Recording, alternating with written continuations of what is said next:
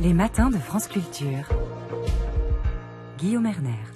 L'actualité du jour, si j'en crois la une de tous vos journaux, sont les investissements étrangers en France avec Choose France. C'est la nouvelle manière d'évoquer ces investissements. Pour en parler, nous sommes avec vous, Philippe Aghion. Bonjour. Oui, bonjour. Vous êtes économiste, professeur au Collège de France et vous êtes également à l'INSEAD également. À l'INSEAD, vous êtes également, je vais tout dire, coprésident de la Commission de l'intelligence artificielle, et vous publiez avec Anne Bouvreau, Intelligence artificielle, notre ambition pour la France, c'est aux éditions Odile Jacob. Si je me saisis de la une des Échos, je vois donc Choose France avec différents pays qui se propose d'investir 15 milliards d'euros dans notre pays, dont Microsoft qui va investir 4 milliards. Une réaction? Oui, ça, écoutez, je pense que il y a eu, un certain nombre de réformes qui ont été faites depuis 2017, même peut-être avant, fiscalité, marché du travail, formation professionnelle, qui ont contribué à rendre la France plus attractive en matière d'investissement. Donc voilà, et donc je pense que ce qui Choose France, c'est une manifestation de plus du fait que aussi le fait qu'on a endigué la désindustrialisation en France. Voilà, il y a eu, on peut mettre au crédit du président de la République l'idée vraiment de mettre toute la gomme sur l'économie et d'inverser le mouvement de désindustrialisation et de prendre une série de mesures pour il y a eu également France 2030, c'est-à-dire à la fois des mesures horizontales, fiscalité, marché du travail, c'est-à-dire qui concernent tous les secteurs, et puis des mesures plus verticales. On va investir dans certains domaines, en particulier l'IA, l'innovation verte, et je pense que ça porte ses fruits. Voilà. Donc Choose France, pour moi, est une manifestation de plus de l'attractivité, du fait que la France redevient un pays attractif pour les investissements étrangers. Petit bémol à la une des Échos. C'est pas un inconditionnel de tout ce que fait le gouvernement. Non, attendez, on va discuter justement de cela, voilà. Mais petit bémol déjà, à la une des Échos, les États-Unis, la Chine et l'Inde continuent de bouder la France. Mais ce sont des concurrents. Les États-Unis et la Chine sont quand même des concurrents pour l'essentiel. C'est ça tout le problème, c'est que en fait, les États-Unis, on l'a vu avec le Inflation Reduction Act, les États-Unis s'engagent dans une politique industrielle très agressive, et la Chine également. Donc l'Europe doit faire front, l'Europe doit se relever. Et c'est vrai qu'au sein de l'Europe, la France est le pays qui est le plus conscient, un des pays les plus conscients, qu'on ne peut pas simplement faire des réformes structurelles. Il faut également avoir une vraie politique industrielle, si possible au niveau européen, mais la France ne veut pas attendre, et la France dit « moi je m'y mets de toute manière ». Et je pense qu'elle a raison, parce que si on ne fait rien en Europe, l'Europe va décliner. On pourra parler du déclin européen par rapport aux États-Unis, c'est très clair. Dans les innovations de pointe, l'Europe décline par rapport et aux États-Unis et à la Chine. Donc il faut renverser la vapeur, quoi. Et la France veut être un peu la figure de proue dans ce mouvement-là. Bon, alors, le petit bémol, je l'ai cité. Le gros bémol, on le trouve dans le Figaro. C'est une étude publiée par Jérôme Fourquet, avec l'IFOP et le Figaro, qui, je cite, fait le constat de l'impasse absolue du modèle stato-consumériste français. Alors, ce que veut dire Jérôme Fourquet par cette expression de stato-consumérisme, c'est que l'État fournit aux Français, via un certain nombre de mécanismes redistributifs, les moyens de consommer. Mais voilà, c'est un pays qui consomme, qui réglemente, mais qui ne produit plus. Philippe Aghion. C'est vrai. Il y avait beaucoup de ça. On a été beaucoup. Alors, c'est très bien d'aller vers les services. On a été trop vers les services. On a trop désindustrialisé. C'est vrai pour la France. C'est moins vrai pour l'Allemagne, par exemple. L'Allemagne est restée un pays industriel. Même le nord de l'Italie est resté très industriel. Et nous, en France, depuis le milieu des années 90, on a trop désindustrialisé et on a délocalisé nos industries. Voilà. Et je pense qu'il était important d'inverser la tendance. Mais alors, voilà. Est-ce qu'elle est vraiment inversée? Et donc, c'est pour ça qu'il y a eu le tournant de l'offre. l'offre. C'est ça qui est important. Quand même, n'oublions pas que déjà même sous Hollande, avec le CICE, le rapport Gallois, etc., il y a eu le tournant de l'offre. On s'est dit non, on peut pas simplement se reposer sur la demande pour générer de la croissance. Il faut que nous ayons, que nous soyons compétitifs dans des domaines. Vous voyez, on est resté compétitif en aéronautique et en nucléaire et dans le luxe, mais on avait d'autres secteurs dans lesquels on était très bon et dans lesquels la position de la France s'est dégradée au niveau international. Donc il faut renverser la vapeur. Oh, il y avait d'autres secteurs, moi je sais pas, c'est pas le secteur des machines agricoles ou d'autres secteurs, je veux pas les détailler, dans lesquels on était très bon et dans lesquels on a perdu, quoi. Et donc il fallait inverser, voilà. Et donc c'est pour ça que quand même, faut voir il y a eu un mouvement de création d'entreprises depuis quelques années. On crée davantage d'usines qu'on en détruit, on crée davantage d'emplois qu'on en détruit. Et ça c'est quand même nouveau. Et voilà, ça prend du temps, hein, mais il y a une prise de conscience quand même chez nous en France maintenant qu'il fallait faire le tournant de l'offre et il fallait endiguer la désindustrialisation. Donc moi je suis quand même moins pessimiste que Fourquet. Je crois qu'il a raison, c'est un nombre de constats qu'il a fait dans ses excellents ouvrages, mais je crois qu'il y a quand même maintenant une prise de conscience en France qu'il faut réindustrialiser la France.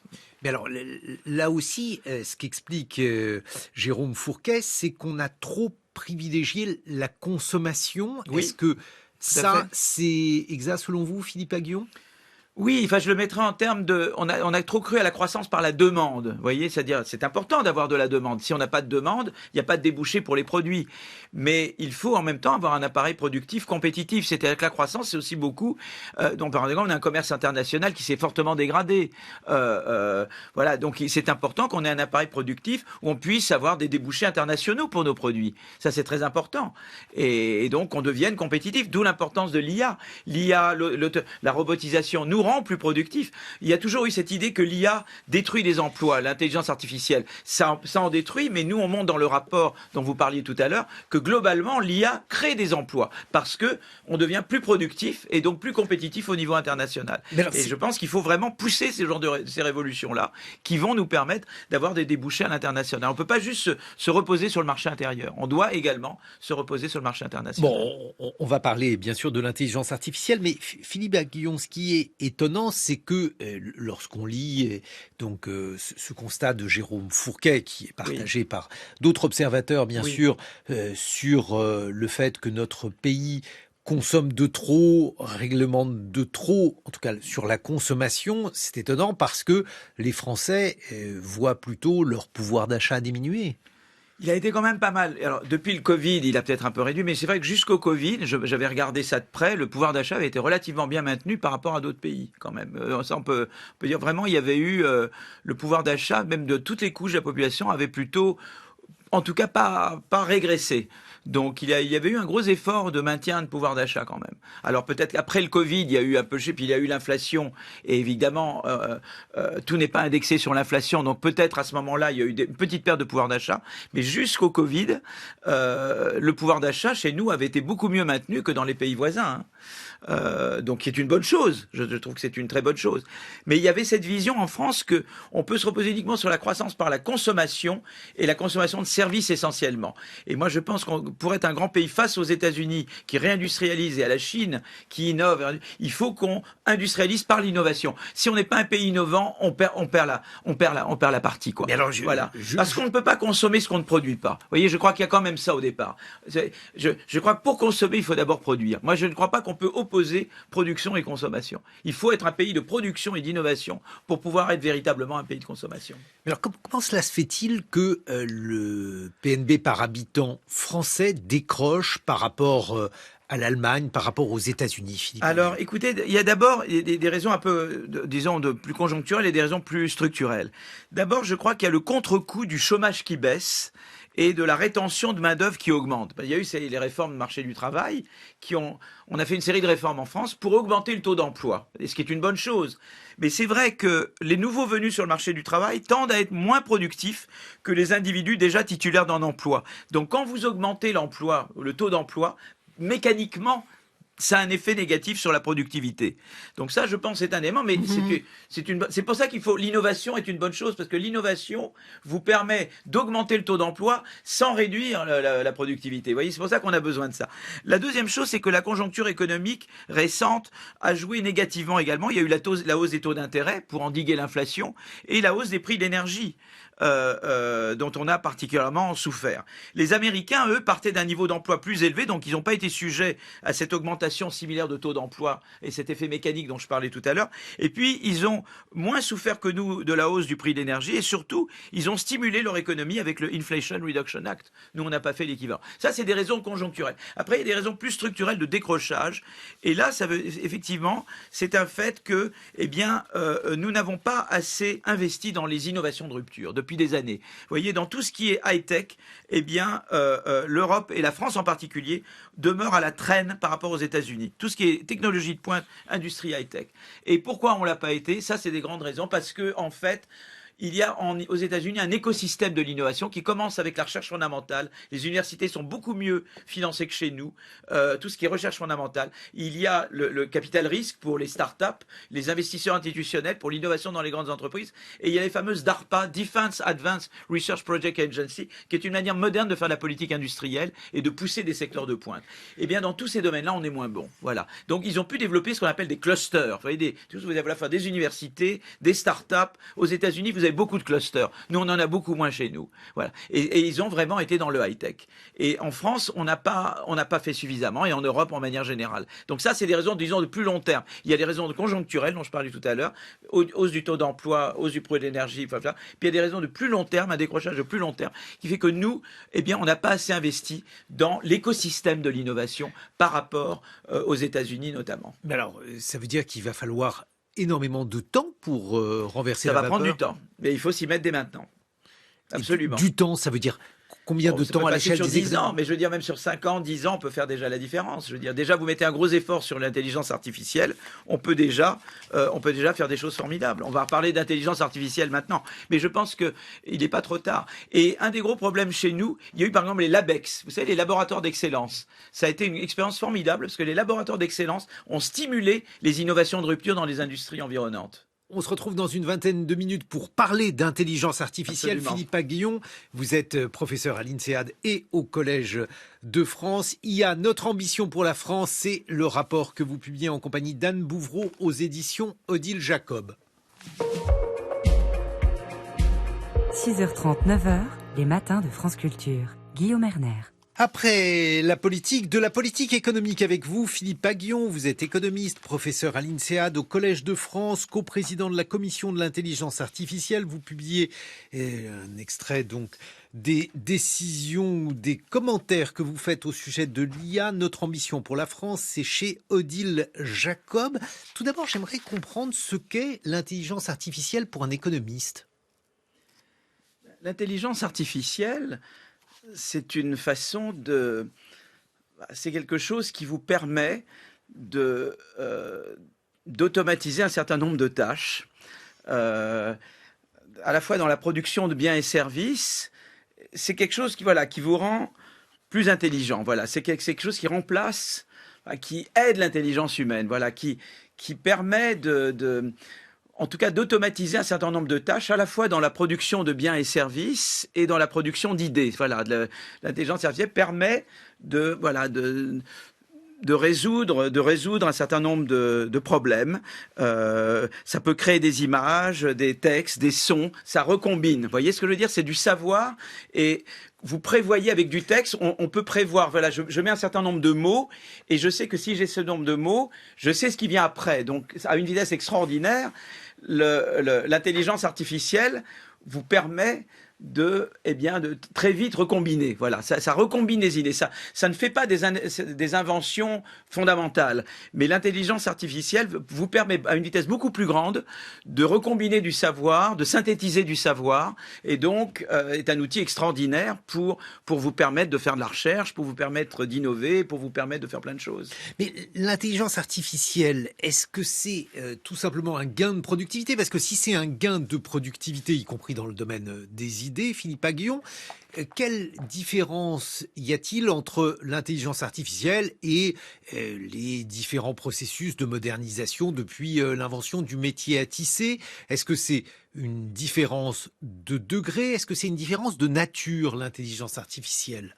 Ben, je crois que la différence de nature, c'est que ça permet non seulement d'automatiser un certain nombre de tâches dans la production de biens et services, mais ça permet d'automatiser des tâches qui vous permettent dans la production d'idées. Voyez, vous pouvez générer des textes, des images, des sons à une vitesse incroyable, avec un étonnant degré de réalisme. Vous pouviez pas faire ça avant, voilà. Et c'est cette idée de recombiner. Vous savez, souvent les idées, donc il y a des fois on fait des changements de paradigme, mais souvent la recherche normale, c'est je recombine des choses qui existent. Eh bien, l'intelligence artificielle est un outil formidable pour vous permettre de le faire beaucoup plus vite. Alors, ça vous permet de conseiller beaucoup plus vite. Je peux accéder, par exemple, il y a des entreprises qui conseillent des PME sur l'intellisation de logiciels. Eh bien, avec l'intelligence artificielle, ils arrivent à conseiller beaucoup plus de monde dans un laps de temps donné. Parce que tout de suite, l'intelligence artificielle va leur proposer un certain nombre de réponses. Parce que ils vont recombiner, ils vont pouvoir dire voilà des situations semblables et donc voilà ce que je prévois. Voilà, donc je pense qu'à telle question, sur la base de ce qui existe, voilà. Mais ça ne veut pas dire que je peux m'en remettre entièrement à l'intelligence artificielle. Je dois quand même être là, moi l'humain, pour vérifier qu'il n'y a pas d'erreur, voilà, comme je vérifierais n'importe quel. Mais ça vous fait gagner énormément de temps. Donc justement dans la production, dans quelque chose qui vous permet de produire du savoir. C'est une évolution ou une révolution? Moi, je pense que c'est vraiment une révolution. Parce que justement, il y a cette dimension production d'idées, quoi. On va innover avec une meilleure technologie, quoi, qu'on le faisait avant. On a beaucoup parlé de Choose France en première partie de cette émission. Vous intitulez votre rapport Notre ambition pour la France. Aujourd'hui, comment la France est-elle placée du point de vue de l'intelligence artificielle, Philippe Aghion? Écoutez, je crois qu'on a des atouts indéniables. On a des mathématiciens et des ingénieurs parmi les meilleurs du monde. On a des professionnels très bien formés aux technologies numériques. Et on a également d'excellentes données, notamment dans des domaines comme la santé, où l'IA peut considérablement accélérer le processus d'innovation. Mais le problème, c'est qu'il faut que la France a un gros retard par rapport à d'autres pays. Et pour jouer dans la cour des grands, eh bien, il faut qu'elle investisse vraiment dans la formation, dans la puissance de calcul, dans la recherche en IA, dans la diffusion de l'IA à l'ensemble du tissu économique. Et c'est pour ça que nous, on propose dans ce rapport d'investir 5 fois 5 milliards d'euros. Donc sur 5 ans, 25 milliards, voilà. Et l'État français. Puis après, évidemment, il faut que c'est un co-investissement entre le public et le privé. Alors on propose à la fois une grande politique industrielle de l'IA, mais également on propose de faciliter l'accès aux données. Par exemple, il faudrait supprimer des procédures d'autorisation préalable d'accès aux données de santé, par exemple. Vous voyez que des chercheurs en santé, des fois, il leur faut 18 mois pour obtenir une autorisation préalable. En 18 mois, vous perdez la course. Donc il faudrait passer à quelque chose a posteriori, plutôt que de dire autorisation préalable pour les chercheurs en santé. Il faudrait qu'a priori ils puissent le faire, mais que évidemment il y ait des contrôles a posteriori de voir s'il y a eu des abus ou pas, quoi. Vous voyez, de passer d'une logique a priori à une logique a posteriori. Sinon la CNIL, elle est débordée, elle peut pas, quoi. Bon, j'aimerais revenir tout d'abord au montant d'investissement. 25 milliards, est-ce que c'est suffisant, sachant par exemple que certaines entreprises américaines, Sam Altman par exemple, propose des plans d'investissement équivalents à des trillions de dollars. 25 milliards, on n'est pas dans le même ordre de grandeur. C'est 25 milliards dans le public, donc il y a l'idée d'accélérateur, donc c'est vraiment du co-investissement. Et donc on pense que nous, si on a été d'abord beaucoup dans la formation, dans la recherche en IA, pour que nos chercheurs n'aillent pas tous dans le privé, mais puissent faire en partie leur recherche dans le public, pour diffuser l'IA dans l'économie, on peut faire beaucoup avec 25 milliards. Vous voyez, pour aider, pour diffuser l'IA dans l'ensemble du tissu économique français. Les 25 milliards, ça fait une grosse différence. Mais l'idée, évidemment, est celle d'un co-investissement. C'est-à-dire que c'est des fonds d'amorçage et le privé vient compléter ce que fait le public. Donc, c'est pas le total de ce que nous allons financer. Mais déjà, 25 milliards, c'est déjà beaucoup plus que ce qui avait été prévu par le rapport Villani ou par les rapports précédents. On parle d'écosystèmes défaillants, puisque vous nous expliquiez tout à l'heure, Philippe Aghion, que l'intérêt des États-Unis, par exemple, par rapport à la France, c'était d'avoir un meilleur écosystème, donc depuis les laboratoires de recherche jusqu'aux entreprises de production. A-t-on cet écosystème, sachant par exemple que la France a loupé le virage de l'informatique, de la production de matériel informatique, alors que nous avions jadis un plan calcul, toute une série de décisions gouvernementales. Oui, c'était pas le plan calcul n'a pas été forcément un grand succès. C'était une vieille manière de faire de la politique industrielle. Maintenant, les Américains ont inventé la DARPA, la Defense Advanced Project Research Agency. L'argent vient d'en haut, mais vous avez des chefs d'équipe et les chefs d'équipe suscitent des laboratoires concurrents. Et donc, vous réconciliez le haut en bas, au bas en haut, si vous voulez. Et c'est une manière de faire de la politique industrielle qui maintient la concurrence. C'est très important d'avoir de la concurrence. On l'a vu avec les vaccins. Il y a l'équivalent de la DARPA pour les biotech, qui est la BARDA, la Biomedical Advanced Research and Development Authority. Et ils ont financé plein de laboratoires, Moderna, Pfizer, Johnson.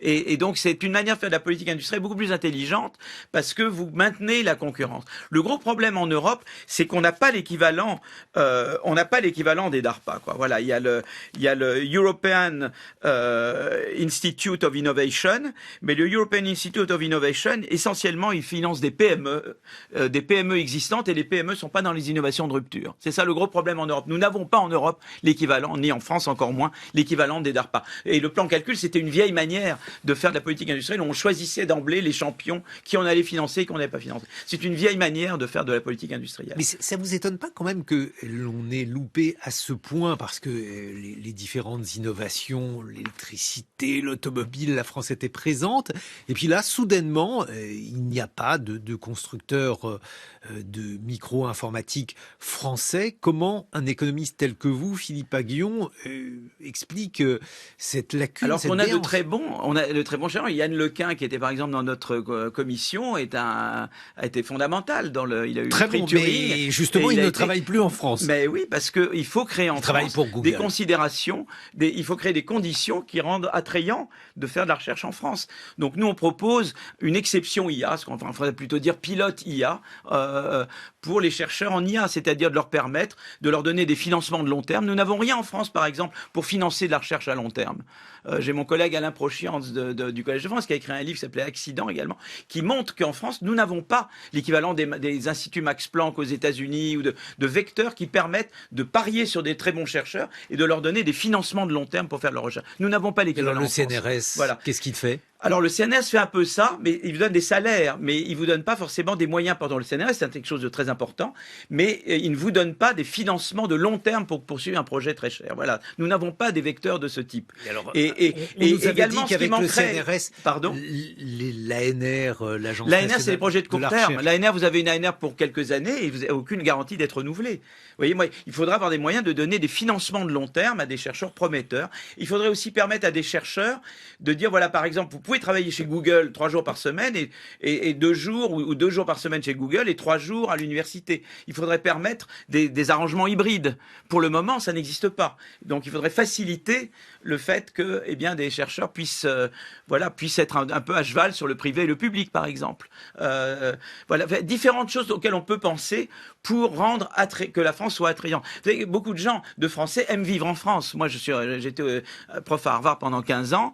Je suis rentré en France. J'avais pas les mêmes conditions que j'avais à Harvard. Mais on aime rentrer chez soi. Mais il faut un minimum de bonnes conditions pour pouvoir faire de la recherche. Or, nous avons d'excellents chercheurs, d'excellents mathématiciens, d'excellents ingénieurs. On peut rendre la France beaucoup plus attrayante en investissant des montants qui sont tout à fait, raisonnable. Mais est-ce que vous n'avez pas peur, en faisant une exception pour l'intelligence artificielle dans la recherche publique, de susciter l'agacement, pour ne pas dire pire, d'autres chercheurs? Pourquoi vos collègues économistes ne seraient pas dans l'exception IA aussi? Non, alors l'idée, c'est pas de dire je déshabillais Pierre pour habiller Paul. C'est pas du tout de dire je vais prendre au reste. C'est plutôt de dire on va être pilote. C'est-à-dire essayons de faire quelque chose pour l'IA pour montrer la différence que ça fait. Mais l'idée, c'est qu'il faut aller dans tous les domaines. Donc il faut aider les chercheurs et financer la recherche, pas seulement en IA, mais l'IA peut être un des domaines pilotes dans lequel on peut faire ça. Voilà. Et c'est vraiment financement de long terme. Par exemple, on a l'Institut universitaire de France.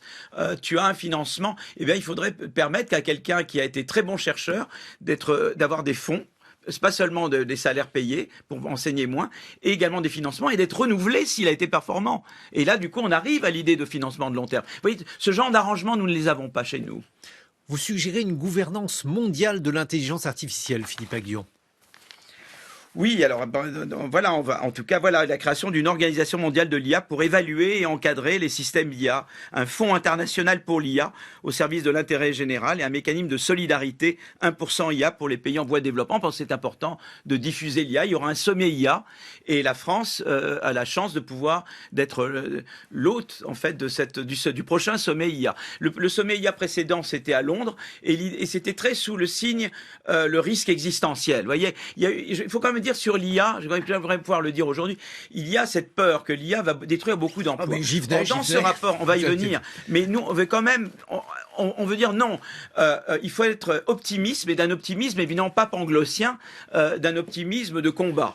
Et c'est très important de prendre conscience que, en fait, l'IA a un formidable potentiel de création de croissance et d'emploi. Mais évidemment, il faut que les institutions s'adaptent et les politiques s'adaptent. Bon, voilà. Mais là, il va falloir que vous m'expliquiez. C'est vraiment le point de vue qui, à mon avis, va être poussé par le sommet français. Vous voyez, par rapport au sommet anglais, qui était très placé sur le signe, le risque existentiel, je crois que le sommet français va être placé sous le risque de cet optimisme de combat. Ça ne veut pas dire que tout va aller pour le mieux dans le meilleur des mondes, mais que l'IA a un formidable potentiel et l'idée, tout est comment je peux le mettre en valeur, à la fois au niveau français, européen et international plus généralement. Bon, mais il va falloir que vous m'expliquiez cela, Philippe Aghion, parce que, a priori, il est quand même relativement difficile de comprendre comment une invention qui va augmenter la productivité de manière radicale, puisque vous dites c'est une révolution, ce n'est pas une évolution. Oui. Dans certains secteurs, ne va pas entraîner des suppressions massives d'emplois.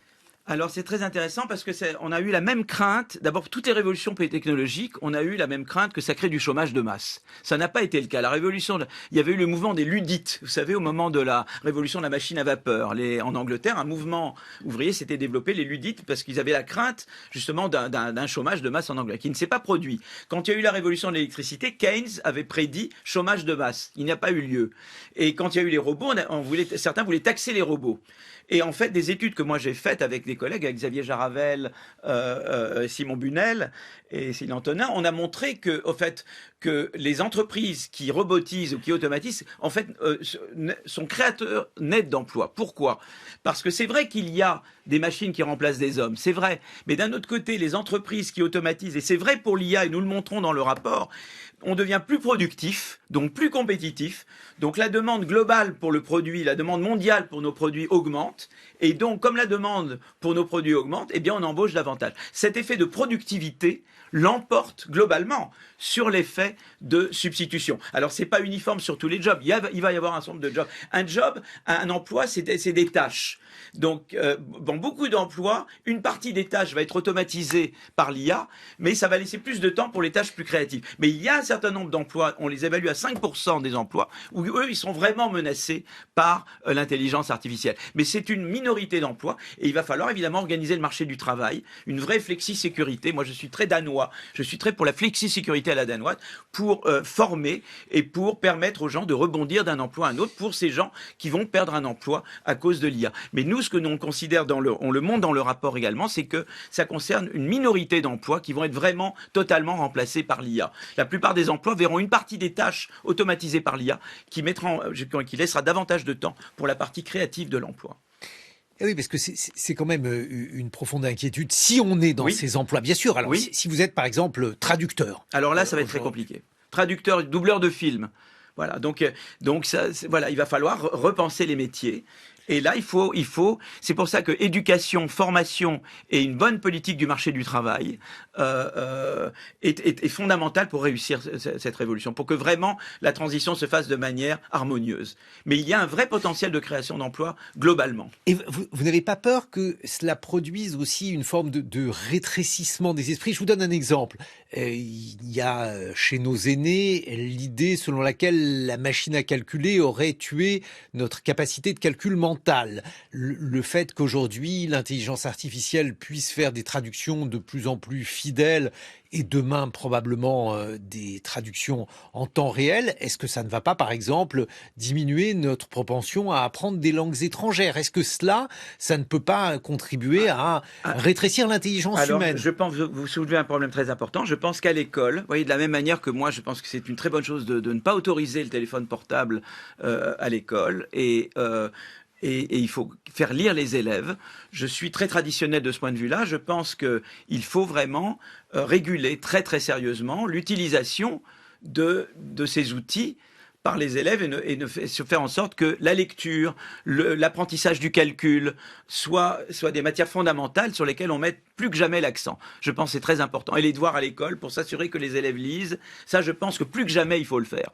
Mais ça peut être un outil dans les mains des pédagogues, des professeurs, très utile. Voilà, je pense qu'il va falloir très fortement réguler l'utilisation de l'intelligence artificielle à l'école, parce qu'effectivement, il y a le danger que vous soulevez. Et l'intelligence artificielle pour les économistes, Philippe Aghion, parce que la question se pose, vous utilisez, vous les économistes, beaucoup de modèles, est-ce que le fait justement d'avoir accès à l'intelligence artificielle, cela pourrait améliorer la recherche en économie? On dit souvent du mal des économistes, on les accuse de se tromper souvent dans leurs prévisions. Est-ce que, d'après les différentes recherches en cours, l'intelligence artificielle pourrait rendre des prévisions plus fidèles au futur?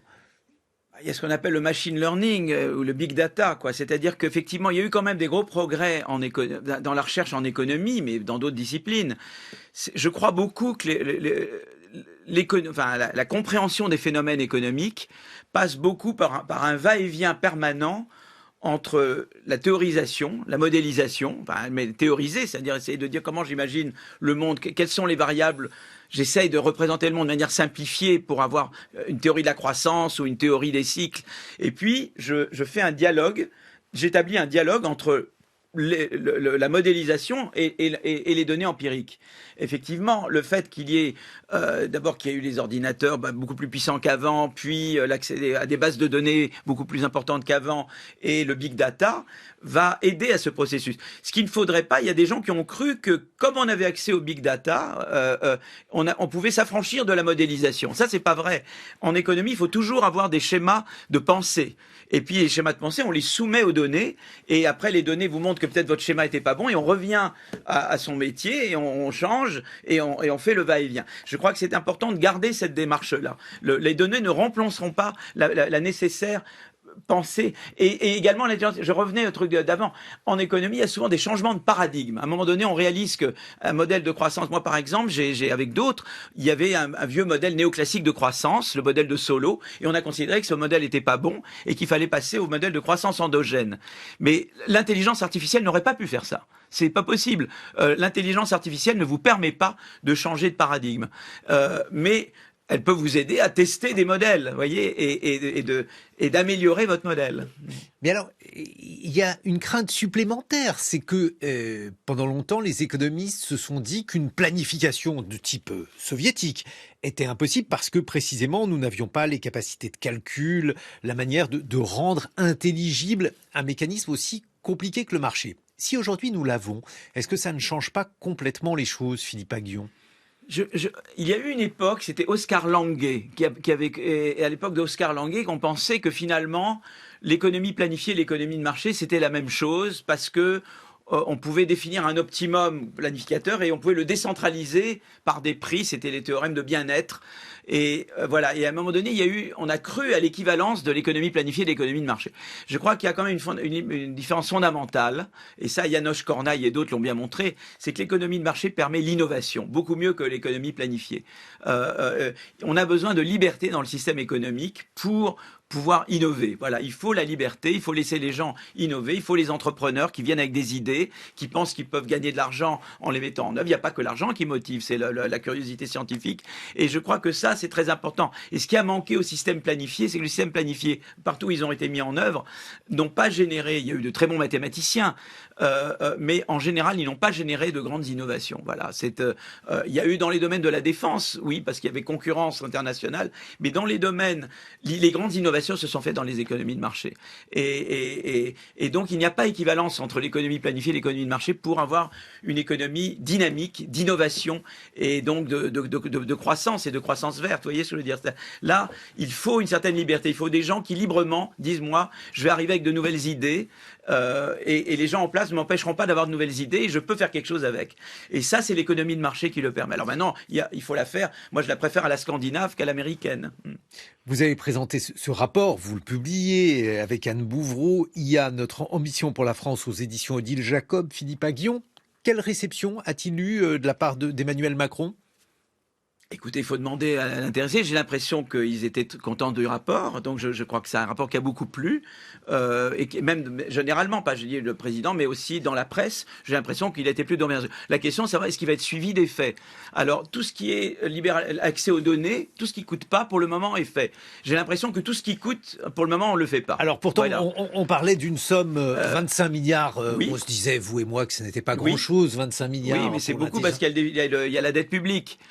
Mais là, c'est important. Je crois que j'ai l'approche Draghi, si vous voulez. Je pense qu'on ne peut pas mettre toutes les dépenses sur le même plan.